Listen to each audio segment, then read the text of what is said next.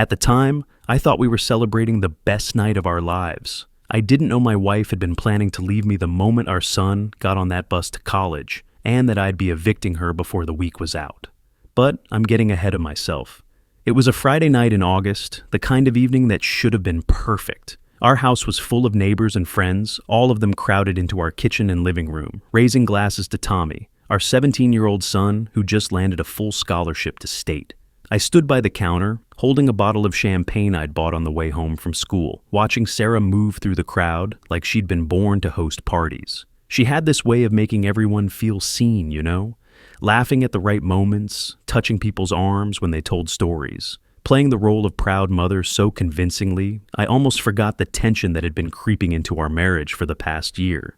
Tommy was radiant. He kept hugging us both, saying things like, "I couldn't have done it without you guys," and "You're the best parents ever." Every time he said it, I felt this swell of pride in my chest. 18 years of juggling bills and PTA meetings and late-night homework help, and it had all been worth it. Sarah fidgeted with her bracelet, the silver one I'd given her on our 10th anniversary. It was engraved with "Forever Yours" on the inside, though I doubted anyone but the two of us remembered that anymore. She kept checking her phone, smiling at something on the screen, then quickly putting it away. I told myself she was probably just reading congratulations texts from relatives who couldn't make it. When the last guest finally left around 11, Sarah kissed my cheek and said she was exhausted. She went upstairs while I cleaned up the kitchen. Plastic cups everywhere, half-eaten appetizers on paper plates. I was loading the dishwasher when I saw her phone on the counter, screen lighting up with a text notification from someone saved as K. The preview said, "Can't wait for next weekend. He still doesn't suspect anything?" I stood there for probably 5 minutes, just staring at that phone. My hands were shaking. I wanted to unlock it, but some part of me, the part that had been teaching American history to teenagers for 15 years, knew better. If I confronted her now, with no proof beyond a single text, she'd delete everything. She'd call me paranoid. She'd make me the villain. So, I went to bed and said nothing. I didn't sleep that night. Around 6 a.m, I got up and found Sarah's laptop in her home office. The password had always been Tommy's birthday, August 15th. She'd never changed it. I opened her messages. If you've ever had that sick feeling in your gut, you know exactly what I'm talking about. That moment when the floor drops out from under you and you realize your entire life has been a performance. There were months of messages between Sarah and someone named Kyle, hundreds of them. They weren't just flirty, they were explicit, detailed, full of plans. "Just a few more months," Sarah had written 3 weeks ago. "Once Tommy leaves for college, we can finally be together. No more sneaking around." Kyle had replied, "Does he suspect?" Sarah, "Robert? No, he's too focused on his students and his boring routines. He doesn't even see me anymore." I had to close the laptop. I sat there in her office chair staring at the wall, trying to remember how to breathe. Then I opened it again. Because if I was going to do this, I needed everything. I found receipts, hotel rooms, 8 of them over 4 months, paid for with our joint checking account. A weekend trip to a cabin upstate that Sarah had told me was a yoga retreat with her girlfriends. Expensive dinners at restaurants we'd never been to together. Gifts for Kyle, a watch, a wallet, cologne, our money. Money I'd earned teaching summer school. Money we'd been saving for Tommy's dorm furniture. I took screenshots of everything, uploaded them to a private cloud account Sarah didn't know about. Then I closed the laptop, went downstairs, and made coffee like it was a normal Saturday morning. Sarah came down 20 minutes later, kissed my cheek, asked what I wanted for breakfast. I said, "Whatever you want is fine." That week, I started digging. I searched Kyle Brennan on Facebook and found him immediately. Pharmaceutical sales rep, divorced father of 2. His profile picture showed him with his kids at a baseball game, and then it hit me. I knew those kids. Kyle's daughter Emily was in my 3rd period history class. I'd seen Kyle at parent-teacher conferences. He'd shaken my hand, asked me how Emily was doing, told me he appreciated how I made history come alive for the students. Sarah had met him at a school fundraiser 8 months ago. I sat in my car after school that Monday, staring at my phone, and I cried for the first time. Not because I was heartbroken. I was too numb for that. But because I kept thinking about Emily Brennan sitting in my class, taking notes on the Civil War, completely unaware that her father was sleeping with her teacher's wife. Does Kyle even care what this will do to her if it comes out? Then I thought about Tommy, packing for college, excited about his future, believing his parents had stuck it out through the rough patches. And I thought, maybe I was boring. Maybe I did take Sarah for granted. Maybe I should have been more romantic, more spontaneous, more whatever it was she needed. But planning to leave me the week Tommy goes to college, using our joint account to fund an affair, that's not unhappiness, that's betrayal with a deadline. I called a lawyer that afternoon. His name was David Marsh, 52, been practicing family law for 25 years, came recommended by a colleague who had gone through a messy divorce. We met at a coffee shop instead of his office because I wanted to be discreet. David listened to everything without interrupting. When I finished, he leaned back in his chair and said, "You have a strong case for fault-based divorce in this state. Adultery, financial fraud, misuse of marital funds, all documented. That helps." "What about the house?" I asked. "It's in my name. I inherited it from my father when he passed 10 years ago." "Then technically she has no legal claim to it," David said. "But emotionally, morally, she's lived there for 18 years. If you try to evict her, she could argue constructive eviction or marital residence rights. It'll get messy." "Messier than this?" David smiled, but it wasn't a happy smile. "Fair point. Here's what you need to do. Keep gathering evidence. 30 to 60 days. Don't confront her yet. Open a separate bank account and move some funds to prevent further fraud. Nothing excessive, just enough to protect yourself. Secure all the documentation, and when you're ready, we file." "What about Tommy?" I asked. "He's leaving for college in 2 weeks. If this explodes now—" "There's never a good time to tell a kid his mother cheated," David said. "But there's a difference between telling him before he leaves, when he's trapped in the chaos, and telling him after, when he's had time to settle in. Your call?" I decided to wait. Gather evidence for 8 weeks. Let Tommy get to college, get through his first few weeks, find his footing. Then confront Sarah. I drove home that night and found her making dinner, humming along to the radio. She asked me how my day was. I said, "Fine. Yours?" She said, "Oh, same old boring routine." She smiled when she said it. I smiled back. The next 8 weeks were the hardest of my life. I lived a double life. Every morning I woke up, made coffee, asked Sarah about her plans for the day. Every night I came home, helped with dinner, asked about her book club or her girls' nights. And the whole time I was documenting everything. I installed a phone mirroring app. David had walked me through it, assured me it was legal as long as it was on marital property. I watched Sarah's texts come through in real time. One night, she told me she was going to book club. I followed her from a distance, watched her pull into a hotel parking lot, went in afterward and asked the front desk if they'd seen a woman matching her description. They said yes. She checked in under her maiden name. I took photos of her car, added them to the file. Tommy noticed I seemed distracted. One night he asked, "Dad, are you okay? You've been kind of quiet lately." I lied. I told him I was just stressed about the new school year starting. He believed me. Why wouldn't he? The day Tommy left for college was the hardest. We drove him to campus together, 3 hours in the car, Sarah in the front seat, Tommy in the back, everyone pretending we were a happy family. I helped him unpack his dorm room, hung posters on his wall, made his bed with the new sheets Sarah had bought. When it was time to say goodbye, Tommy hugged me so tight I thought I might break. "Thanks for everything, Dad," he said. "I know you and Mom have been under a lot of stress lately. I'm really glad you guys stuck it out."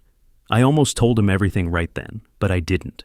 On the drive home, Sarah was cheerful. She said, "It's going to be weird, just the two of us now." I said nothing. She continued, "Maybe we should take a trip, reconnect, remember what it was like before we had kids." I thought, reconnect? You're planning to leave me. Out loud I said, "Maybe." That night I heard her on the phone in the bathroom. She was whispering, but I could still make out the words. "He's gone. Tommy's gone. I just need a few more weeks to figure out the logistics. Then we can be together." I texted David, Friday night. That's when I do it. By the 7th week, I had everything I needed. Bank statements showing $8,000 withdrawn in small increments. Screenshots of hotel bookings.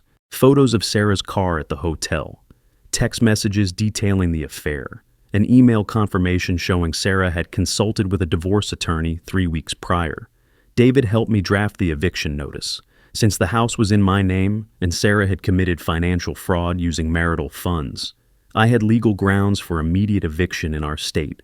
We also drafted the divorce filing, fault-based, citing adultery and misuse of marital assets. Then, I set the trap. I told Sarah I'd been thinking about her idea, the trip to reconnect. "How about next weekend?" I asked. "We could drive upstate, stay at that bed and breakfast you like." Her eyes lit up. "Really? You'd do that?" "Of course," I said. "You're right. We should spend more time together." She said she'd check her schedule. The next day she told me she couldn't go. Said she'd forgotten about a work retreat that weekend.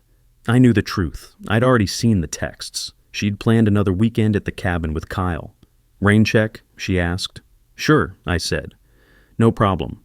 Friday came. I left school early, told my principal I had a family emergency. I stopped by David's office, picked up the paperwork, and drove home with 3 folders on the passenger seat. Sarah was in the bedroom getting ready to leave, packing an overnight bag. She was wearing the dress I'd bought her for our 15th anniversary. "Before you go," I said from the doorway, "can we talk? Just for a minute." She checked her watch, annoyed. "I'm in a hurry, Robert. This retreat starts at 7. "This won't take long." I walked downstairs. She followed, confused now. I sat at the kitchen table and slid the first folder across to her. "I know about Kyle," I said. The color drained from her face. She opened the folder. Inside were printed screenshots, texts, photos, bank statements, hotel receipts. Months of evidence, organized chronologically. "What is this?" she stammered. "Did you hack my phone?" "I didn't need to hack anything," I said. My voice was calm, cold. "You used our joint checking account to pay for hotel rooms. You used my father's house as a place to lie to me every single day. You planned to leave me the week Tommy left for college." She tried to deny it at first, said I was taking things out of context, that Kyle was just a friend, that I was being paranoid and controlling. Then she switched tactics. "You want to know why?" she said, her voice rising. "Because you never made me feel wanted, Robert. You stopped trying years ago. You're so busy with your students and your lesson plans and your summer school classes that you forgot you had a wife. So you cheated. I fell in love with someone who actually sees me. You stole $8,000 from our joint account." "That's our money?" "No," I said. "That's money I earned teaching summer school while you were meeting Kyle at hotels." She started crying then. "You don't understand. You've been distant for years. I felt invisible. Kyle makes me feel alive." I let her talk, let her cry, let her try to make this my fault. When she was done, I said, "Are you finished?" She stared at me, mascara running down her face. "You want to know the truth?" she said, her voice shaking with anger. "Fine, yes, I'm seeing Kyle, because he actually makes me feel alive. You're boring, Robert. You've been boring for 18 years. You're a high school teacher who talks about the Civil War at dinner parties. You're replaceable." The word hung in the air between us. Replaceable. I looked at her. This woman I'd loved for 18 years, the mother of my son, the person I'd built a life with, and I felt nothing. "Replaceable," I repeated quietly. "After 18 years, after I worked 2 jobs so you could quit yours and stay home with Tommy, after I drove him to every soccer practice while you were texting Kyle, after I put your name on every emergency contact form, every bank account, every piece of our life. Replaceable." "Yes," she said, and I could tell she meant it. "Kyle is everything you're not, and in a few weeks I was going to file for divorce anyway. You just beat me to it." I reached for the second folder. "You're right," I said. "I am boring. I'm so boring that I spent the last 8 weeks talking to a lawyer. I'm so boring that I documented every dollar you stole from our joint account. I'm so boring that I found the email confirmation from your consultation with a divorce attorney 3 weeks ago." Her face went white. "You can't prove any of that," she whispered. I slid the folder across the table. "I can, and I have." She opened it, saw everything, bank statements highlighted in yellow, printouts of her emails, a timeline I'd constructed showing every hotel visit, every withdrawal, every lie. "This house is in my name," I said. "My father left it to me when he died. You have no legal claim to it. And thanks to your financial fraud and adultery, you're not getting alimony either." I slid the third folder across the table. "This is an eviction notice. You have 2 hours to pack your essentials and leave. Anything else, you can arrange to pick up later with a police escort." "You can't do this," she screamed. "This is my home." "No," I said. "It's my home. You just lived in it, and you're done." "What about Tommy? You're going to destroy his family over this?" That's when something inside me snapped. "I didn't destroy this family," I said, standing up. "You did. The moment you decided I was replaceable." She called Kyle, put him on speakerphone, probably hoping he'd come defend her, sweep in and rescue her from her boring husband. "Kyle," she sobbed, "he knows. He's kicking me out. I need you to come get me." There was a long pause on the other end. "Sarah," Kyle said finally, his voice tight, "I can't. My ex-wife, if this gets out, she'll destroy me in custody court. My kids. I'm sorry. This was a mistake." He hung up. Sarah stared at the phone like it had betrayed her too. "Turns out he's replaceable too," I said. She packed a suitcase, made frantic calls to friends and her sister. I sat in the living room, listening to her cry upstairs, and I felt nothing. Not satisfaction, not vindication, just exhaustion. When she came downstairs with her bag, she stopped in the doorway. "I hope you're happy," she said. "You've ruined everything." I looked at her. I didn't ruin anything. I just stopped pretending. She left. The door closed. I sat alone in the house for the first time in 18 years. On the kitchen counter, she'd left the silver bracelet, the one engraved with "Forever Yours." I picked it up, looked at it for a long time, then put it in a drawer. The next day, my phone rang. Unknown number. "Mr. Carter, this is Amanda Reese. I'm an attorney. Sarah Carter contacted me yesterday about representing her in a divorce." I braced myself for a fight. "I'm calling to let you know I've declined to take her case," Amanda said. "After reviewing the evidence your attorney shared with me, and after speaking with Sarah, it's clear she has no viable claim. Pursuing litigation would be a waste of her money." I exhaled.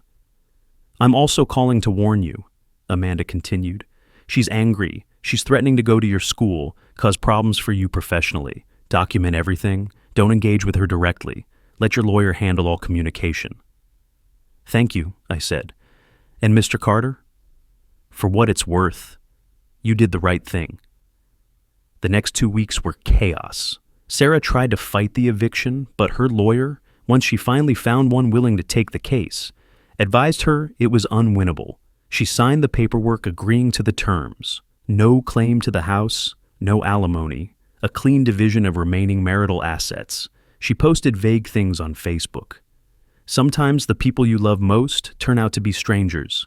Friends started asking questions. I didn't respond to any of them. Word got around town anyway. Small communities are like that. Someone saw Sarah at the hotel, someone else heard about Kyle. Rumors spread. Emily Brennan stopped coming to my history class. 10 days after the eviction, Tommy called. I saw his name on my phone screen and my stomach dropped.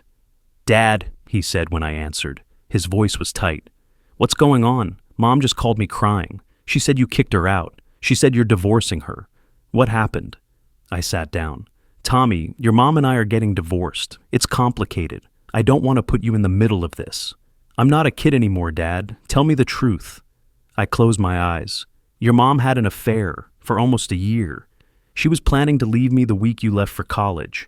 When I confronted her, she told me I was boring and replaceable, so I asked her to leave." Silence on the other end. "Who?" Tommy finally asked. "Kyle Brennan." Another silence, longer this time. "Emily's dad?" Tommy's voice cracked. "Are you serious?" "Yes." "I need time," he said, and hung up. I sat there staring at my phone, wondering if I'd just lost my son too. 2 weeks later, I heard a knock on the door. It was Tommy. He'd driven home from college without telling me he was coming. "I talked to Mom," he said when I let him in. I braced myself. "And? She lied to me. She told me you were the one having an affair, that you'd been planning to leave her." Tommy's jaw was clenched. "I didn't believe her. So I asked her to show me proof. She couldn't." He sat down on the couch, put his head in his hands. "Then I asked her if she'd been cheating on you, and she admitted it. But she said it was your fault, that you drove her to it by being emotionally unavailable." "Tommy, I'm not going to badmouth your mother," I said carefully. "She's still your mom." "I know," he said. "But Dad, she called you boring. She said you were replaceable after everything you did for us? Who says that?" He stood up and hugged me. We both cried. "I'm not talking to her," Tommy said when he pulled away. "Not for a while, maybe not ever." "That's your choice," I said, "but don't do it for me. Do it because you need space." "I need space," he said. The school year continued. Emily Brennan came back to class after 2 weeks, but she avoided eye contact. One day after the bell rang, she approached my desk. "Mr. Carter," she said quietly, "I'm sorry. My dad told me what happened. I'm really, really sorry." "Emily," I said gently, "you have nothing to apologize for. None of this is your fault." She started crying. "My mom is taking my dad back to court. She's using this to try to get full custody. She's saying he's morally unfit. This is going to ruin everything." I came around the desk and handed her a tissue. "Your dad made his choices. My wife made hers. But you didn't make any of those choices. Don't carry their guilt." It was the same thing I'd told Tommy. 3 months later, I sat in David's office and signed the final divorce papers. "She didn't fight," David said. "No claim to the house, no alimony, clean division of bank accounts and remaining assets. It's done." "Why didn't she fight?" I asked. David shrugged. "Because she knew she'd lose, and honestly, I think she's exhausted. She's staying with her sister, no job, no prospects. Kyle Brennan's ex-wife filed for sole custody 2 weeks ago, citing his affair as evidence of moral unfitness. Word is, he's going to lose his kids. I should have felt something, satisfaction, vindication, justice. But I just felt tired." "You did the right thing," David said. "I know it doesn't feel like it right now, but you protected yourself. You protected your son. That matters." I nodded, signed the last page, and walked out of his office a free man. 6 months later, spring arrived. I was sitting in my backyard one Saturday afternoon, grading essays on the American Revolution, when I heard the back door open. Tommy was home for spring break. "You ever think about dating again?" he asked, dropping into the chair next to me. I laughed. "Not yet. Maybe someday." "You deserve to be happy, Dad." "I am happy," I said, and I realized, as I said it, that it was true. "Right now, here, this is enough." Later that day, I drove to a pawn shop across town. I'd been carrying the silver bracelet in my pocket for weeks, not sure what to do with it. The jeweler examined it, made me an offer. I took it. On the drive home, I thought about Sarah, about 18 years of marriage, about the night she called me replaceable, and I thought about what I'd learned. People ask me if I regret how I handled it, if I should have fought harder to save the marriage, if I was too harsh, too cold, too calculated. But here's what I know now. Loyalty is not replaceable. Love is not replaceable. The years I gave, the sacrifices I made, the stability I provided, those aren't boring. Those are the foundation of a life. Sarah thought I was replaceable, and maybe to her, I was. But to Tommy, to myself, I'm irreplaceable, and that's enough. She wanted excitement. I wanted partnership. In the end, she got exactly what she asked for. Nothing. End